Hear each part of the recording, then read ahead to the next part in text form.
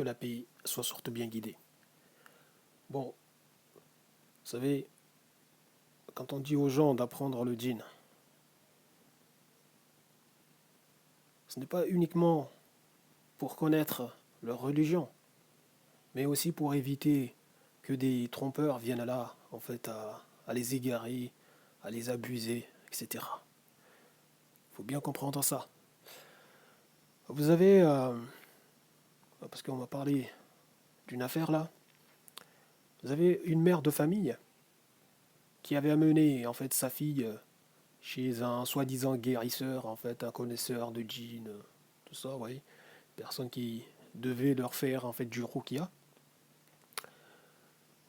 Bah, en allant voir cette personne, au cours de la séance, euh, cet homme a demandé à la mère en fait de la jeune femme en fait de sortir. Bon, chose qu'elle a fait. Elle est sortie, elle a laissé sa fille avec cet homme. Cet homme, qu'est-ce qu'il a fait? Il a demandé à la jeune femme en fait de se déshabiller, d'enlever ses vêtements.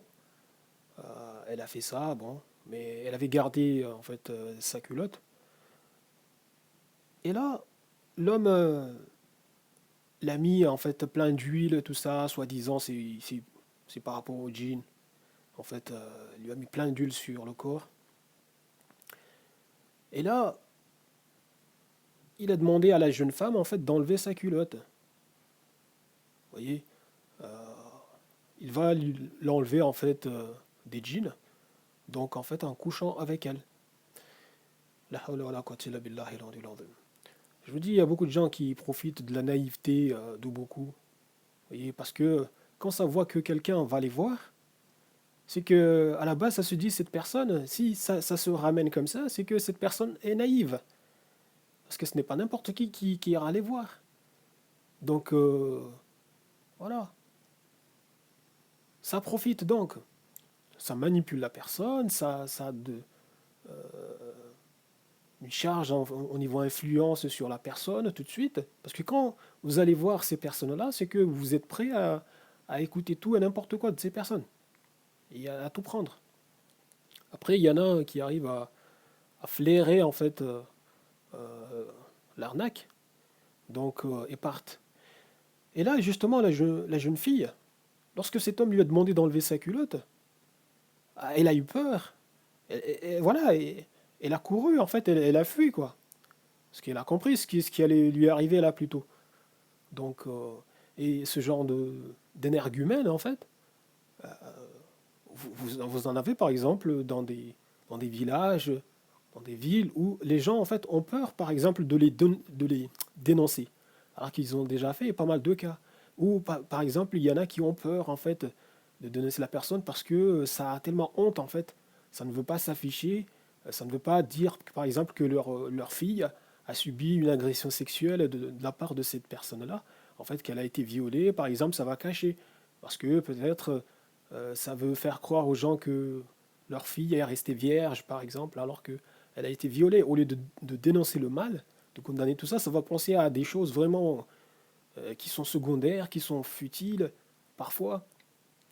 Donc, subhanallah, ça va penser au regard des gens, au lieu justement de dénoncer le blâmable, de dénoncer le mal, vous voyez, de rendre justice à leur enfant. Non, non, ça va venir là, ça, n'importe quoi. Donc, du coup, ces personnes-là, des fois, se sentent protégées. Vous voyez, se sentent à l'abri, donc font beaucoup de dégâts. Et en plus, des fois, les autres, en fait, peuvent avoir peur juste que, en fait, cette personne viendra là peut-être leur envoyer des djinns, leur fera, en fait, du sihr, vous voyez, de la magie. Donc, ça a peur, en fait, d'agir contre ces personnes-là. Ça les laisse faire. Donc, la hawla wa la quwwata illa billahi al-aliyyil azim. Vous en avez même ce genre d'énergumènes qui se présentent comme étant des connaisseurs de djinns qui viennent là, par exemple, à dire à des jeunes femmes qui sont parties les voir que, en fait, il faut qu'elles se marient. Vous voyez, en fait, il faut qu'elles se marient, qu'elles aient un rapport sexuel, vous voyez, pour être libérées de tout ça. Et donc, ça se propose soi-même. Ça se propose, en fait, à ces familles, en fait, qui ont amené leurs filles vers ces personnes-là. Ça se propose pour être, en fait, l'époux en fait de cette femme, de cette jeune femme, par exemple. Ça se propose, hein. Donc du coup, derrière, moi personnellement, dans mon entourage aussi, j'ai vu ce genre de cas. Donc une personne qui souffrait en fait d'un problème psychologique, mais les gens en fait ont pris ça pour des affaires de djinn. Donc l'homme qui était venu la soigner, qui était soi-disant un connaisseur de djinn, un maître dans tout ça, cet homme a demandé à l'épouser, vous voyez, derrière. Après lui avoir fait ses trucs et tout ça. Comme bon, il était tombé sous le charme de cette femme, donc du coup a demandé à l'épouser. Il y en a, ça dit ça. Ça dit, ah, il faut la marier, et c'est voilà, c'est la solution pour la libérer des djinns et tout ça. Euh, il faut quelqu'un. Donc du coup, ça se propose. Oui. Et puis bien sûr, pour le mariage, ça ne sera pas des grosses dépenses, hein. Parce que vu que les familles disent, bon, elle a un problème, ça va pas et tout, donc du coup, c'est presque en fait, voilà, on lui dit, ah, prends-la alors, il n'y a pas de souci. Tant qu'elle sera dans des bonnes mains pour eux, en fait, et soignée, donc il n'y a pas de problème. La hawla wa la quwwata illa billahi al-aliyyil azim. Parce que vous avez des gens qui souffrent par exemple de bipolarité, vous voyez. Et dans des sociétés traditionnelles, par exemple, les gens vont voir en fait la bipolarité comme étant en fait un problème de djinn. Qu'au moment où l'autre passe dans un autre état en fait psychologique, ça croit que c'est un djinn en fait, c'est un djinn qui est là. Voilà, c'est les djinns qui parlent. Alors que c'est un état voilà de bipolarité, c'est tout. Donc la personne est bipolaire et les gens vont dire que c'est des djinns. C'est le djinn qui s'exprime, alors que non, non, pas du tout. Voilà, c'est juste une question de connexion, voilà, dans le cerveau, etc. Après que l'Iblis, là, le djinn profite de ce genre de situation pour tromper les gens, etc., même pour avoir la personne, c'est pas étonnant non plus. Donc il faut faire très attention les gens. Il y a des gens qui ont des problèmes dans la tête. Donc après, il y en a aussi, par exemple, qui reçoivent des rakis, vous voyez, des gens, des soi-disant guérisseurs ou des guérisseurs, entre guillemets, qui viennent là, en fait, pour l'exorcisme. Vous avez en fait des patients ou des patientes, par exemple, qui vont simuler, qui vont jouer, en fait, mitonner. Ça va faire genre, ils sont possédés ou tout ça, mais tout ça, voilà, n'est que du mytho, tout simplement. Parce que ça désire peut-être quelque chose, ça veut, je sais pas, ça veut se montrer. En fait, ça veut se sentir important, ça veut se sentir peu important. Vous savez, j'ai connu une personne lorsque j'étais adolescent. Cette personne, lorsque elle a appris que sa mère voulait la frapper, parce qu'elle faisait n'importe quoi, cette jeune fille. Donc, elle traînait, elle faisait les prostituées. Donc, et là, lorsqu'elle a vu sa mère, elle s'est mise en transe, soi-disant, il y a un djinn, en fait, elle est possédée. Et comme sa mère croit fortement à ces choses-là, elle est là-dedans, donc du coup, voilà, c'est passé, crème, quoi. Comme si de rien n'est. Donc du coup, elle n'a pas été, voilà, sa mère ne l'a pas frappée, tout ça, donc voilà. Donc il y a beaucoup de gens, en fait, qui passent leur temps, voilà. Il y en a qui simulent, il y en a qui ont des troubles dans la tête, après, il y en a, voilà, ça peut être vraiment, voilà, de djinn et tout ça, donc ça rentre en transe et tout, donc vous voyez, tout ça par l'hypnose, par en fait l'auto-hypnose ou beaucoup de choses, beaucoup. Donc voilà quoi, faut comprendre ça. Donc faites attention, n'allez pas vendre votre âme au diable comme on dit.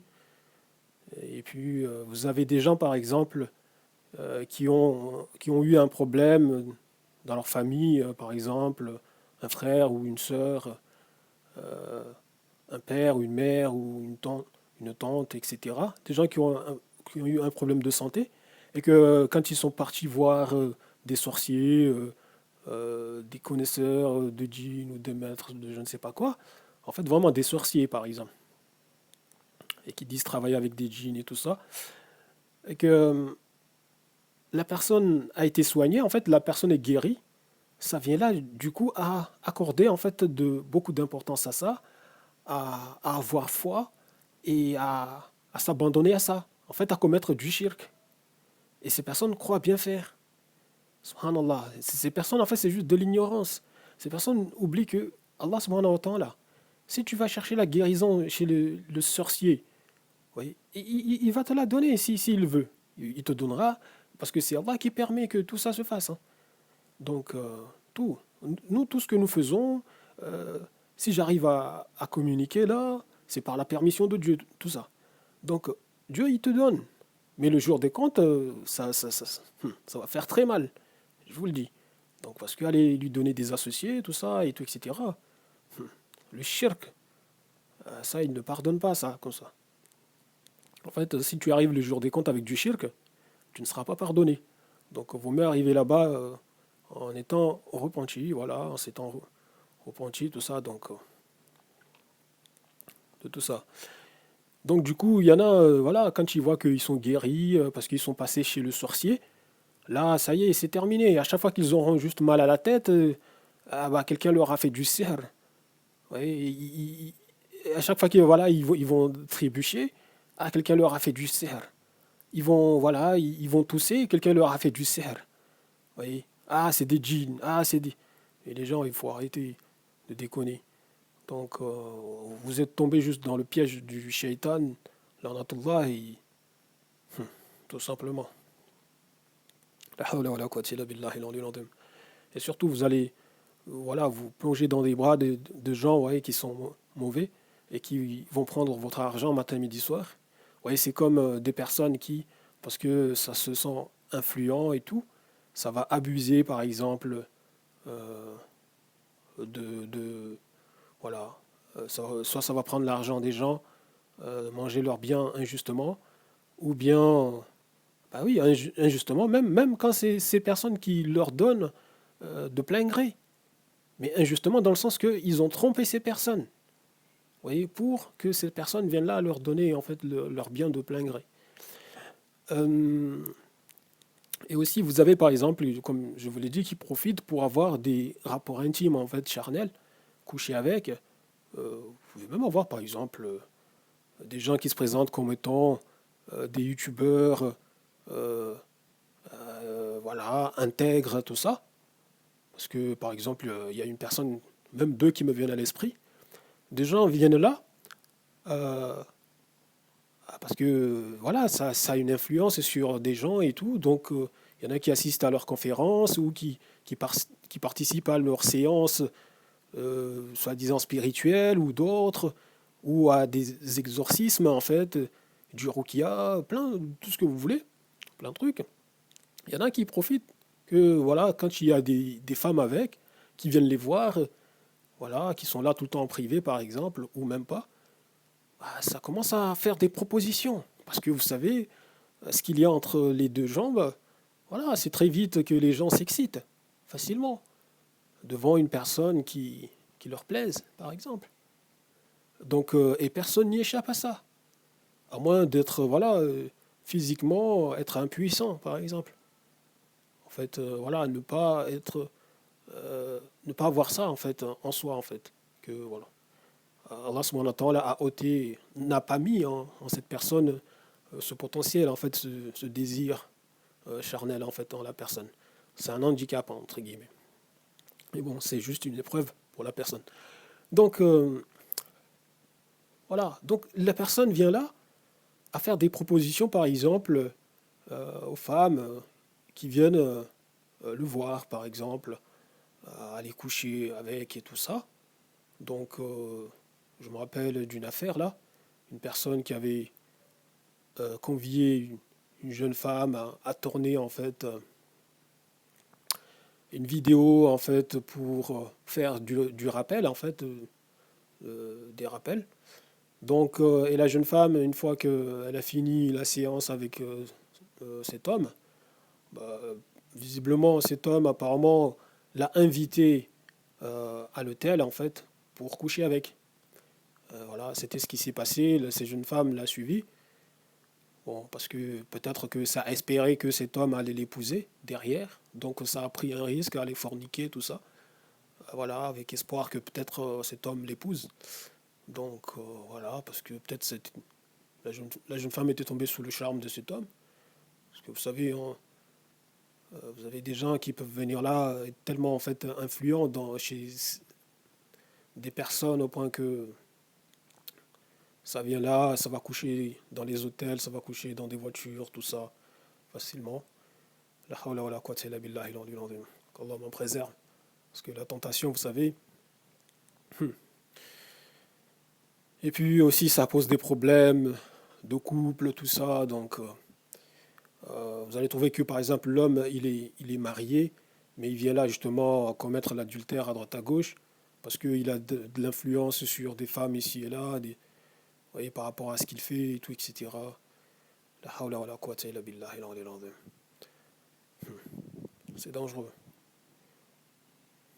Après, bon, peut-être si ses affaires extra-conjugales se passent mal, il va se décharger sur la famille, ça, en fait, toute sa colère, voilà, malmener sa famille.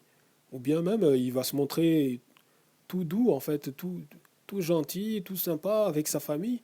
Au cas où, si les gens viennent là à l'accuser de ces choses-là, sa famille sera là pour le défendre, dire non, non, cette personne-là, non, non, c'est pas lui. C'est un bon père de famille, c'est je ne sais pas quoi, c'est quelqu'un d'intègre, c'est... Voilà, non, non, non, la personne dont vous nous parlez, ce n'est pas lui. Alors que c'est une personne qui a deux visages. Vous voyez, à la maison, tout gentil, tout mignon, dehors, ça fait des dégâts. La hawla wa la quwwata illa billahi al-aliyyil azim. Bref, khayr inshallah. Donc, il faut faire attention. N'allez pas vendre vos âmes au diable. Apprenez votre djinn. Voilà. Si vous voulez faire du ruqya, vous pouvez vous la faire. Allah subhanahu wa ta'ala, il entend, il voit tout. Et comme voilà, il aime que son serviteur en fait l'invoque. Et quand on l'invoque, il est tout prêt. Vous voyez, vous n'avez pas besoin d'aller voir je ne sais pas qui. Vous voyez, vous ne savez pas qui est qui. Vous voyez, ça peut être une personne qui veut vous arnaquer, ça peut être une personne qui veut euh, abuser de vous de manière charnelle et tout, etc. Oui. La hawla wa la quwwata illa billahi al-aliyyil azim. Bref, faites attention. Je vous remercie du temps que vous avez pris pour suivre ça et je vous dis salam.